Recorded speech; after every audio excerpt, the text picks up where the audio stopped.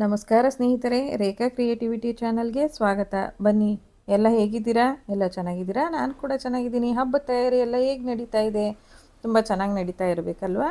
ಅದಕ್ಕೋಸ್ಕರ ನಾನಿವತ್ತು ಲಕ್ಷ್ಮೀ ಅಮ್ಮನವ್ರಿಗೆ ಸೀರೆನ ಯಾವ ರೀತಿ ಉಡಿಸೋದು ಅಂತ ತೋರಿಸ್ತಾ ಇದ್ದೀನಿ. ಸಿಂಪಲ್ಲಾಗಿ, ಅಂದರೆ ಆ ಪಾದ ಹಸ್ತಗಳನ್ನ ಜೋಡಿಸ್ದೆ ಬರೀ ಕಳಶ ಇಟ್ಟುಬಿಟ್ಟು ಕಳಶಕ್ಕೆ ಯಾವ ರೀತಿ ಸೀರೆನ ಉಡಿಸಿ ಅಲಂಕಾರ ಮಾಡೋದು ಅನ್ನೋದನ್ನು ಈ ವಿಡಿಯೋದಲ್ಲಿ ತೋರಿಸ್ತೀನಿ. ಯಾಕೆಂದರೆ ಹಸ್ತಪಾದ ಕೆಲವರು ಜೋಡಿಸೋದಿಲ್ಲ, ಅದೇ ಕಳಶಕ್ಕೆ ಮಾತ್ರ ಸೀರೆ ಉಡಿಸಿ ಪೂಜೆನ ಮಾಡಿರ್ತಾರೆ. ಆ ರೀತಿ ಅದನ್ನು ಯಾವ ರೀತಿ ಉಡಿಸೋದು ಅಂತ ತೋರಿಸ್ತೀನಿ. ಬನ್ನಿ ನೋಡಿ. ಸೀರೆನ ಇದು ಮಧ್ಯಕ್ಕೆ ಒಂದು ಭಾಗ ಮಾಡ್ಕೊಂಬಿಡ್ಬೇಕು. ಉದ್ದ ಇರೋದನ್ನು ಮಧ್ಯಕ್ಕೆ ನೀಟಾಗಿ ಮಡಚ್ಕೊಂಡು, ನಿಮಗೆ ಹಿಡ್ಕೊಳಕ್ಕಾಗಲಿಲ್ಲ ಅಂದರೆ ಒಂದು ಪಿನ್ನಿಂದನೋ ಇಲ್ಲ ಗುಂಡ್ಪಿನಿಂದನೋ ಇಲ್ಲ ಕ್ಲಿಪ್ಪಿಂದನೋ ಸೆಕ್ಯೂರ್ ಮಾಡ್ಕೊಳ್ಳಿ. ಈ ಥರ ಮಧ್ಯಕ್ಕೆ ಫೋಲ್ಡ್ ಮಾಡಿಕೊಂಡು ಅದಾದ ನಂತರ ಪ್ಲೀಟ್ಸ್ನ ತಗೊಳ್ಳೋದಕ್ಕೆ ಶುರು ಮಾಡ್ಕೋಬೇಕು. ಎಷ್ಟು ಸಾಧ್ಯನೋ ಅಷ್ಟು ಚಿಕ್ಕ ಚಿಕ್ಕದಾಗಿ ಪ್ಲೇಟ್ಸ್ನ ತಗೊಳ್ಳಿ. ಯಾಕೆಂದರೆ ನೆರಿಗೆಗಳು ಜಾಸ್ತಿ ಆದಷ್ಟು ಅಮ್ಮನವರ ಅಲಂಕಾರ ತುಂಬ ಚೆನ್ನಾಗಿ ಕಾಣುತ್ತೆ. ಸೀರೆ ನೀಟಾಗಿ ಚೆನ್ನಾಗಿ ತುಂಬಾ ಚೆನ್ನಾಗಿ ಬರುತ್ತೆ. ಅದಕ್ಕೋಸ್ಕರ ನಾವೆಷ್ಟು ಸಾಧ್ಯನೋ ಅಷ್ಟು ಚಿಕ್ಕದಾಗಿ ನೆರಿಗೆಗಳನ್ನ ಈ ಥರ ಮಡ್ಚ್ಕೋಬೇಕು. ಅದು ಸೀರೆ ಉದ್ದಕ್ಕೂ ಇದೇ ಥರ ಮಡಚಿ ಇಟ್ಕೊಂಡಿರಬೇಕಾಗತ್ತೆ. ಅದಕ್ಕೋಸ್ಕರ ಈ ಥರ ನೆರಿಗೆ ಹಿಡಿದಾದ ನಂತರ ಕೈಯಲ್ಲಿ ತುಂಬ ಹಿಡಿಯೋಕ್ಕೆ ಸಾಧ್ಯ ಇಲ್ಲ ಆ ಟೈಮಲ್ಲಿ ನೆರಿಗೆಗಳನ್ನೆಲ್ಲ ಒಂದು ಕಡೆ ಈ ಥರ ಜೋಡಿಸ್ಕೊಂಬಿಟ್ಟು ನಾವು ಒಂದು ಬಟ್ಟೆ ಕ್ಲಿಪ್ನ ಇದಕ್ಕೆ ಹಾಕ್ಕೋಬೇಕಾಗತ್ತೆ. ಮತ್ತು ಆ ಮೇಲ್ಗಡೆನೂ ಇದೇ ಥರ ಜೋಡಿಸ್ಕೊಂಡು ಮತ್ತು ಇನ್ನೊಂದು ಬಟ್ಟೆ ಕ್ಲಿಪ್ನ ಸೇರಿಸ್ಕೊಳ್ಬೇಕಾಗತ್ತೆ. ಸೇರಿಸ್ಕೊಂಡ ನಂತರ ಮತ್ತೆ ಈ ನೆಕ್ಸ್ಟು ಇನ್ನೊಂದು ಮುಂದಕ್ಕೆ ನೆರಿಗೆನ ಹಿಡ್ಕೋಬೇಕು. ನೋಡಿ, ಆ ಥರ ನಿಮ್ಮ ಕೈಗೆ ಎಷ್ಟು ಸಾಧ್ಯನೋ ಅಷ್ಟು 2-3 ಸಲ ಆಗೋಷ್ಟು ಹಿಡಿದು ನೆರಿಗೆನ ತಗೊಳ್ಳಿ. ಕೊನೆಗೆ 1-1.5 ಮೀಟ್ರಷ್ಟು ಸೆರಗಿನ ಭಾಗನ ಬಿಟ್ಕೋಬೇಕು. ನಾವು ಬಿಟ್ಕೊಂಡು ಇದನ್ನು ಸೆರಗನ್ನ ಫೋಲ್ಡ್ ಮಾಡ್ಕೊತಾ ಇದ್ದೀವಿ. ನೋಡಿ, 3 ಬಂದರೆ ಅಷ್ಟು ಚೆನ್ನಾಗಿರಲ್ಲ. ಹಂಗಾಗಿ ಚಿಕ್ಕ ಚಿಕ್ಕದಾಗಿ 4 ನೆರಿಗೆ ಬರೋ ಅಷ್ಟನ್ನು ನಾವು ತೊಗೊಂಡ್ರೆ ತುಂಬಾ ಚೆನ್ನಾಗಿ ಬರುತ್ತೆ. ಇದು ಈ ಥರ ಮಾಡಿಕೊಂಡು ಅಲ್ಲಿಗೂ ಒಂದು ಪಿನ್ನು ಅಥವಾ ಸೇಫ್ಟಿ ಪಿನ್ನು ಅಥವಾ ಗುಂಡು ಪಿನ್ನ ಇದನ್ನು ಲಾಕ್ ಮಾಡ್ಕೋಬೇಕು. ಇಲ್ಲಾಂದರೆ ಓಪನ್ ಆಗಿಬಿಡುತ್ತೆ ಅನ್ನೋ ಉದ್ದೇಶಕ್ಕೆ ನಾವು ಇದನ್ನು ಗುಂಡು ಪಿನ್ನ 1 ತಪ್ಪ 2 ಕಡೆ ಈ ಥರ ಲಾಕ್ ಮಾಡ್ಕೊಂಡಿದ್ದೀನಿ. 2-3 ಕಡೆ ಅಂತೂ ಬೇಕು. ಈ ಥರ ಲಾಕ್ ಮಾಡಿಕೊಂಡಾಗ ನಮಗೆ ಸೀರೆ ಉಡಿಸೋದಕ್ಕೆ ಅನುಕೂಲ ಆಗುತ್ತೆ. ನೀವು ಹಬ್ಬ ಇನ್ನು 1 ದಿನ 2 ದಿನ ಇದ್ದಂಗೂ ಈ ಥರ ಎಲ್ಲ ಮಾಡಿ ರೆಡಿ ಮಾಡಿ ಇಟ್ಕೋಬೋದು. ಆಗ ಹಬ್ಬದ ದಿನ ಬೇಗ ಅಮ್ಮನವ್ರಿಗೆ ಸೀರೆ ಉಡಿಸೋದು ಮತ್ತು ಕೆಲಸಗಳೆಲ್ಲ ಆಗುತ್ತೆ. ಈ ಥರ ಜೋಡಿಸಿ ಇಟ್ಕೊಂಬಿಡ್ಬೇಕು. ಕಳಸದ ಕೆಳಗಡೆ ಯಾವ ರೀತಿ ರಂಗೋಲೆ ಹಾಕಬೇಕು ಅನ್ನೋ, ಯಾವ ರೀತಿ ಕಳಶದೊಳಗಡೆ ಏನೇನು ಹಾಕಬೇಕು ಅನ್ನೋದನ್ನೆಲ್ಲ ಇನ್ನೊಂದು ವಿಡಿಯೋ ಮಾಡಿ ತೋರಿಸ್ತೀನಿ. ಅದಕ್ಕೋಸ್ಕರ ಇಲ್ಲಿ ನೋಡಿ, ಒಂದು ತಟ್ಟೆಗೆ ಅಕ್ಕಿನ ಹಾಕ್ಕೊಂಡು ಅದಕ್ಕೆ ಓಂ ಶ್ರೀ ಅಂತ ಬರ್ಕೊಂಡು ಅದ್ರ ಮೇಲೆ ಕಳಸದ ಒಂದು ದೊಡ್ಡ ಬಿಂದಿಗೆನ ಇಟ್ಕೊತಾ ಇದ್ದೀನಿ. ಇಟ್ಕೊಂಡ ನಂತರ ಆ ಬಿಂದಿಗೆಗೆ ಫಸ್ಟು ಸೀರೆನ ಉಡಿಸ್ಕೋಬೇಕಾಗತ್ತೆ. ನೆರಿಗೆನೆಲ್ಲ ಈ ಥರ ನೀಟಾಗಿ ಇಟ್ಕೊಂಡು ದಾರ ಒಳಗಿಂದ ತೊಗೋಬೇಕು. ನೋಡಿ, ಈ ಥರ ದಾರ ಒಳಗಿಂದ ತೊಗೊಂಡು ಸ್ವಲ್ಪ ನೆರಿಗೆನ ಒಳಗಡೆ ಮಡಚ್ಕೋಬೇಕು. ಮಡಚ್ಕೊಳ್ಳೋವಾಗಲೇ ನಾವು ಸ್ವಲ್ಪ ಲೂಸಾಗಿ ಆ ನೆರಿಗೆ ಎಲ್ಲ ಒತ್ತಿಗಿರೋ ನೆರಿಗೆನೆಲ್ಲ ಸ್ವಲ್ಪ ರೌಂಡಿಗೆ ಬರೋ ಹಂಗೆ ಸ್ವಲ್ಪ ಸ್ಪ್ರೆಡ್ ಮಾಡ್ಕೋಬೇಕು. ಇಲ್ಲೇ ಪೂರ್ತಿ ಮಾಡ್ಕೊಳಕ್ಕೆ ಹೋದರೆ ಎಲ್ಲ ಬಿಚ್ಕೊಳ್ಳುತ್ತೆ. ಅದಕ್ಕೋಸ್ಕರ ಸ್ವಲ್ಪ ಮಾತ್ರ ಮಾಡ್ಕೊತಾ ಇದ್ದೀನಿ. ನೋಡಿ, ಈ ಥರ ಸ್ವಲ್ಪ ಸ್ಪ್ರೆಡ್ ಮಾಡಿಕೊಂಡು ಸೀರೆ ಮೇಲ್ಭಾಗಕ್ಕೆ ಹಾಕ್ಕೊಂಡು ದಾರನ ಒಳಗಡೆ ಬಿಟ್ಕೋಬೇಕು. ನೀವು ಯಾವುದಾದ್ರೂ ಕಾಟನ್ ದಾರ ತೊಗೊಂಡ್ರೆ ತುಂಬಾ ಬಿಗಿಯಾಗಿ ಚೆನ್ನಾಗಿ ಬರುತ್ತೆ. ಅದಕ್ಕೋಸ್ಕರ ಒಂದು ಕಾಟನ್ ದಾರ ತಗೊಂಡು ನೋಡಿ, ಈ ಥರ ಸ್ವಲ್ಪ ಸ್ವಲ್ಪ ಅಗಲ ಮಾಡಿಕೊಂಡು ನಾವು ಆ ಬಿಂದಿಗೆಯ ಕಂಠ ಭಾಗಕ್ಕೆ ಕಟ್ಕೋಬೇಕಾಗುತ್ತೆ. ಮೊದಲು ಕಟ್ಟುವಾಗ ಸ್ವಲ್ಪ ನೋಡಿಕೊಂಡು ಲೂಸಾಗೆ ಕಟ್ಕೊಳ್ಳಿ.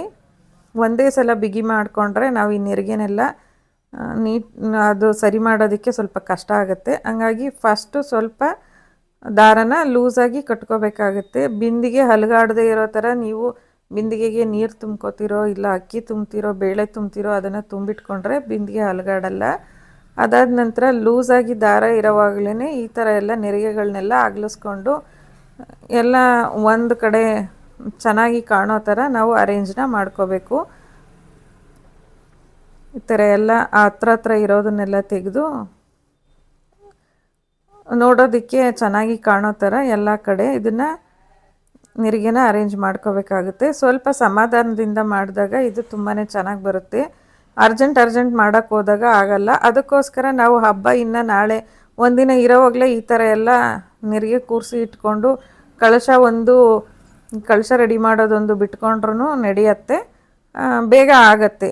ನೋಡಿ ಈ ಥರ ಕೆಳಗಡೆ ಕ್ಲಿಪ್ಗಳನ್ನೂ ಎಲ್ಲ ತೆಗೆದು ನೆರಿಗೆನೆಲ್ಲ ನೀಟಾಗಿ ಅರೇಂಜ್ ಮಾಡ್ಕೋಬೇಕು. ಅದೇ ಹೇಳಿದ್ನಲ್ಲ ಫ್ರೆಂಡ್ಸ್, ಸ್ವಲ್ಪ ನಿಧಾನವಾಗಿ ಮಾಡಿಕೊಂಡ್ರೆ ಎಲ್ಲದೂ ಚೆನ್ನಾಗಿ ಬರುತ್ತೆ. ಹರಿಬರಿ ಮಾಡ್ಕೊಳಕ್ಕೆ ಹೋಗಬಾರ್ದು. ಈ ಥರ ಎಲ್ಲ ಒಂದು ಕಡೆಯಿಂದ ಚೆನ್ನಾಗಿ ಅರೇಂಜ್ ಮಾಡಿಕೊಂಡ್ರೆ ತುಂಬಾ ಚೆನ್ನಾಗಿ ಕಾಣಿಸುತ್ತೆ ಅಮ್ಮನವ್ರಿಗೆ ಅಲಂಕಾರ. ಅದಕ್ಕೋಸ್ಕರ ನಾವು ನೋಡಿ ಈ ಥರ ಎಲ್ಲ ಒಂದು ಸಮಕ್ಕೆ ಬರೋ ರೀತಿಲಿ ಇದನ್ನೆಲ್ಲ ಮಾಡ್ಕೋಬೇಕು. ನಿಮಗೆ ಹಾಗೂ ಮಾಡೋಕ್ಕೆ ನೆರಿಗೆ ಕೂರಲ್ಲ ಅನಿಸಿದ್ರೆ ಒಂದೊಂದು ಪಿನ್ನೂ ಗುಂಡ್ಪಿನಿಂದ ಸೆಕ್ಯೂರ್ ಮಾಡ್ಕೋಬೋದು. ನಾನಿಲ್ಲಿ ಯಾವುದು ಕೆಳಗಡೆ ನೆರಿಗೆ ಗುಂಡ್ಪಿನ್ ಯಾವುದು ಹಾಕಿಲ್ಲ, ಹಾಗೇ ಕೂತ್ಕೊಳ್ಳುತ್ತೆ ಅಂತ ಹೇಳಿ ನಾನು ಅದೇ ಥರನೇ ಉಡಿಸ್ತಾ ಇದ್ದೀನಿ.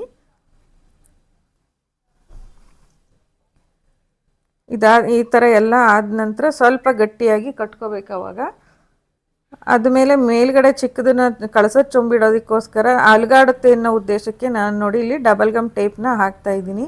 ಹಾಕಿ ಈ ಥರ ಕೂರಿಸ್ದಾಗ ಚೊಂಬು ಅಲುಗಾಡುತ್ತೆ, ನೀವೇನಾದರೂ ಮಾಡೋವಾಗ ಅನ್ನೋದು ಭಯ ಇರಲ್ಲ. ಮೇಲ್ಗಡೆ ಚೊಂಬು ಬಿದ್ದುಬಿಡ್ಬೋದೇನೋ ಅನ್ನೋ ಥರ ನಮಗೆ ಭಯ ಇರಲ್ಲ. ಅದಕ್ಕೋಸ್ಕರ ಡಬಲ್ ಗಮ್ ಟೇಪ್ ಹಾಕಿ ಈ ಥರ ಕಚ್ಚಿದ್ದೀನಿ. ಇಲ್ಲ ನೀವು ಮಾಮೂಲಿ ಟೇಪನ್ನು ಹಾಕ್ಬಿಟ್ಟು ಅಂಟಾಕ್ಬೋದು, ಚೊಂಬುಗೂ ಕೆಳಗಡೆ ಚೊಂಬಿಗೂ ಮೇಲ್ಗಡೆ ಚೊಂಬಿಗೂ. ನಾನು ಬರೀ ಇದೇ ಥರ ಮಾಡಿದ್ದೀನಿ. ಅದಾದ ನಂತರ ಬ್ಲೌಸ್ ಪೀಸ್ ಇರುತ್ತಲ್ಲ, ನೀವು ಬ್ಲೌಸ್ ಪೀಸ್ ಕಟ್ ಮಾಡಿ ಇಡೋರಾದರೆ ಬ್ಲೌಸ್ ಪೀಸ್ ಕಟ್ ಮಾಡಿಕೊಂಡು ಈ ಥರ ಸುತ್ಕೊಂಬಿಡಿ. ಇಲ್ಲ ಅಂದರೆ ಬಾರ್ಡ್ರ್ ಕಲರ್ಗೆ ಮ್ಯಾಚ್ ಆಗುವಂಥದ್ದು ನಿಮ್ಮ ಮನೇಲಿ ಯಾವುದಾದ್ರು ಬ್ಲೌಸ್ ಪೀಸ್ ಇದ್ದರೆ ಈ ಥರ ಚೊಂಬಿಗೆ ಬ್ಲೌಸ್ನ ಸುತ್ಕೋಬೇಕಾಗತ್ತೆ. ನಿಮಗೆ ಎಷ್ಟು ಸಾಧ್ಯನೋ ಅಷ್ಟು ಬಿಗಿಯಾಗಿ ಸುತ್ಕೊಂಡು ಅಲ್ಲ ಕೊನೆಗೆ ಗುಂಡ್ಪಿನಿಂದ ಎರಡನ್ನೂ ಲಾಕ್ ಮಾಡ್ಕೋಬೇಕಾಗತ್ತೆ. ನೋಡಿ ಈ ಥರ ಗುಂಡ್ಪಿನಿಂದ ಸೆಕ್ಯೂರ್ ಮಾಡ್ಕೊಂಬಿಡಿ.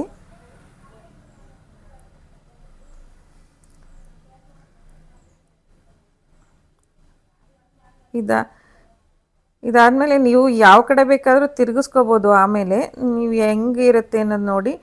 ಮತ್ತು ಅಲ್ಲಿ ಸೆರಗನ ತೆಗೆದಿಟ್ಟಿದ್ದೀರಲ್ಲ, ಅದನ್ನು ಮೊದಲಿಗೆ ಚೊಂಬಿಗೆ ಒಂದು ಕೋಲನ್ನು ನೀವು ಮೊದಲೇ ಕಟ್ಟಿಟ್ಕೋಬೇಕಾಗತ್ತೆ.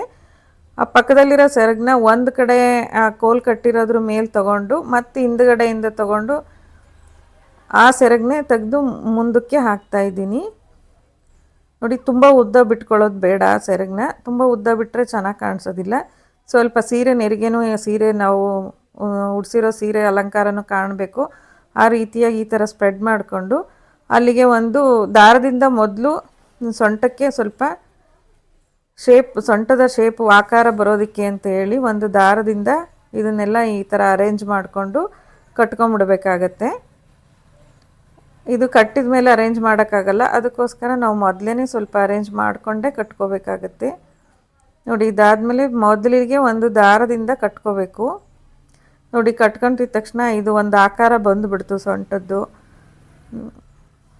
ಈ ಕಟ್ಟಿದ ಮೇಲೆ ಅದನ್ನು ಸ್ವಲ್ಪ ಬಿಗಿಯಾಗಿ ಕಟ್ಟಿ, ತುಂಬ ಬಿಗಿನೂ ಬೇಡ, ತುಂಬ ಲೂಸು ಇರಬಾರ್ದು, ಮೀಡಿಯಮ್ಮಾಗಿ ನೋಡಿ ಈ ಥರ ಶೇಪ್ ಬರೋ ಥರ ಕಟ್ಕೋಬೇಕಾಗತ್ತೆ. ಇದು ಕಟ್ಟಿದ್ದಾದಮೇಲೆ ನಿಮ್ಮ ಹತ್ರ ಯಾವುದಾದ್ರೂ ಒಂದು ಸೊಂಟಕ್ಕೆ ಹಾಕೋ ಪಟ್ಟಿ ಇದ್ದರೆ ಅದನ್ನು ಇದ್ರ ಮೇಲೆ ಹಾಕ್ಕೊಂಡ್ರೆ ತುಂಬಾ ಚೆನ್ನಾಗಿ ಕಾಣುತ್ತೆ. ಆ ಮೇಲ್ಗಡೆ ಎಲ್ಲ ನೀಟಾಗಿ ಈ ಥರ ಕವರ್ ಮಾಡ್ಕೊಂಬಿಡಿ. ಸ್ವಲ್ಪ ಲೂಸ್ ಇದ್ದರೆ ಇನ್ನೂ ಒಂದು ಪಿನ್ನು ಎಲ್ಲ ಸೇರಿಸಿ ಒಂದೇ ಸಲ ಹಿಡಿದುಬಿಟ್ಟು ಗುಂಡ್ಪಿನಿಂದ ಅಥವಾ ಗುಂಡ್ಪಿನಿಂದ ಇಲ್ಲ ಪಿನ್ನಿಂದ ಸೆಕ್ಯೂರ್ ಮಾಡ್ಕೊಂಡ್ರೆ ಚೆನ್ನಾಗಿ ಕಾಣಿಸುತ್ತೆ. ಮೊದಲೇ ಅರೇಂಜ್ ಮಾಡ್ಕೊಂಬಿಟ್ಟು ಅದ್ರ ಮೇಲೆ ಒಂದು ಸೊಂಟದ ಪಟ್ಟಿನ ಕಟ್ಕೋಬೇಕು. ನಿಮ್ಮ ಹತ್ರ ಯಾವುದಿದೆಯೋ ಅದು. ನಾನು ದೇವರಿಗೆ ಅಂತಲೇ ಈ ಸೆಟ್ಟೆಲ್ಲ ಇಟ್ಕೊಂಡಿದ್ದೀನಿ. ಹಾಗಾಗಿ ನಾನು ಇದು ಸೊಂಟದ ಪಟ್ಟಿನ ಕಟ್ತಾಯಿದ್ದೀನಿ. ನಿಮ್ಮ ಹತ್ರ ಒಂದು ಸೊಂಟದ ಪಟ್ಟಿ ಇಲ್ಲ ಒಂದು ಸರ ಇದ್ರೂ ಇದಕ್ಕೆ ಸೊಂಟದ ಪಟ್ಟಿ ರೀತಿಯಾಗಿ ಕಟ್ಕೋಬೋದು, ದೊಡ್ಡದು ಒಂದು ಲಾಂಗ್ ಚೈನ್ ಇದ್ದರೆ. ಇದು ಇನ್ನು ಆ ಕಡೆ ಈ ಕಡೆ ಹೋದರೂ ಆಮೇಲೆ ಕಳಶ ಇಡುವಾಗ ಕರೆಕ್ಟ್ ಸರಿ ಮಾಡಿಕೊಂಡು ನಾವು ಸರಿ ಮಾಡ್ಕೋಬೋದು. ಈ ಥರ ಎಲ್ಲ ಆದಮೇಲೆ ಮತ್ತೆ ನಿಮ್ಮ ಹತ್ರ ಯಾವುದಾದ್ರೂ ಅಲಂಕಾರಕ್ಕೆ ಅಮ್ಮನವ್ರಿಗೆ ಅಂತ ಇಟ್ಟಿರೋ ಸರಗಳಿದ್ದರೆ ಇದಕ್ಕೆ ಇವಾಗಲೇ ಹಾಕ್ಕೋಬೋದು. ನೋಡಿ ಈ ಥರ ನಿಮ್ಮ ಹತ್ರ ಯಾವ್ದು ಸರ ಇರುತ್ತೋ, 2 ಇದ್ದರೆ 2, 3 ಇಲ್ಲ 1, ನಿಮ್ಮ ಹತ್ರ ಎಷ್ಟಿದೆಯೋ ಅಷ್ಟನ್ನು ಹಾಕ್ಕೋಬೋದು.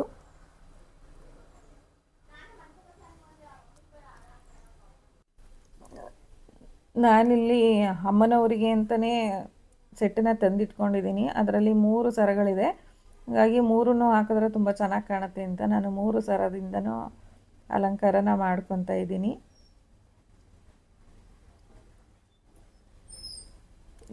ಈ ಥರ ಉಡ್ಸೋದು ಅಂದರೆ ಈ ಹಸ್ತಪಾದನ ಯಾರು ಜೋಡಿಸಲ್ವೋ ಅವರು ಈ ಥರ ಸಿಂಪಲ್ಲಾಗೂ ಉಡ್ಸ್ಕೊಂಡು ತುಂಬ ಚೆನ್ನಾಗಿ ಕಾಣೋ ಥರ ಅಲಂಕಾರ ಮಾಡಿಕೊಂಡು ಪೂಜೆನ ಮಾಡ್ಬೋದು.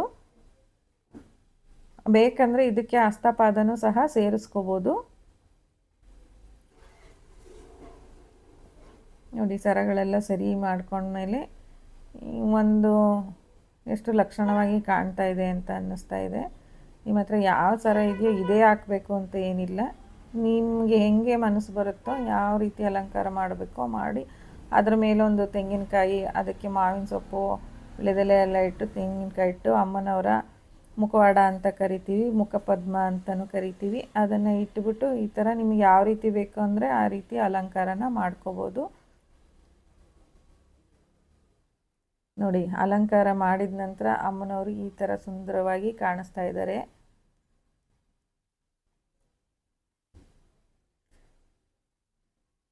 ಇದಕ್ಕೆ ಪ್ರಭಾವಳಿ ಎಲ್ಲ ಇಟ್ಟುಬಿಟ್ಟು ನೋಡಿ ಈ ಥರ ಅಲಂಕಾರನೂ ಮಾಡ್ಕೋಬೋದು. ಹಸ್ತಪಾದ ಹಿಡ್ದೇನೂ ಈ ಥರ ಅಲಂಕಾರನ ಮಾಡ್ಬೋದು. ಇವತ್ತಿನ ಅಮ್ಮನವ್ರಿಗೆ ಸೀರೆ ಉಡಿಸಿರೋ ರೀತಿ ನಿಮಗೆ ಇಷ್ಟ ಆಗಿದ್ದರೆ ಲೈಕ್ ಮಾಡಿ. ಯಾರೆಲ್ಲ ನನ್ನ ಚಾನಲ್ನ ಮೊದಲ ಬಾರಿ ನೋಡ್ತಾ ಇದ್ದೀರೋ ಅವರೆಲ್ಲ ಸಬ್ಸ್ಕ್ರೈಬ್ ಮಾಡಿಬಿಟ್ಟು ನೋಡಿ. ನಿಮ್ಮ ಸ್ನೇಹಿತರಿಗೆ ಯಾರಿಗಾದರೂ ಈ ವಿಡಿಯೋ ಯೂಸ್ ಆಗತ್ತೆ ಅಂದರೆ ಅವರಿಗೆ ಶೇರ್ ಮಾಡಿ. ಹೇಗನ್ನಿಸ್ತು ಅಂತ ಒಂದು ಕಾಮೆಂಟ್ ಮಾಡಿ. ಮತ್ತು ಇನ್ನೊಂದು ವಿಡಿಯೋಂದಿಗೆ ಮತ್ತೆ ಭೇಟಿಯಾಗೋಣ. ಅದರಲ್ಲಿ ಆ ಪಾದ ಹಸ್ತಗಳನ್ನೂ ಸೇರಿಸಿ ಮತ್ತು ಕಳಶಕ್ಕೆ ಏನೇನು ಹಾಕಬೇಕು ನಾವು ಅನ್ನೋದನ್ನು ಸ್ವಲ್ಪ ತಿಳಿಸ್ಕೊಡ್ತೀನಿ. ಅಲ್ಲಿವರೆಗೂ ಟೇಕ್ ಕೇರ್, ಬಾಯ್ ಬಾಯ್.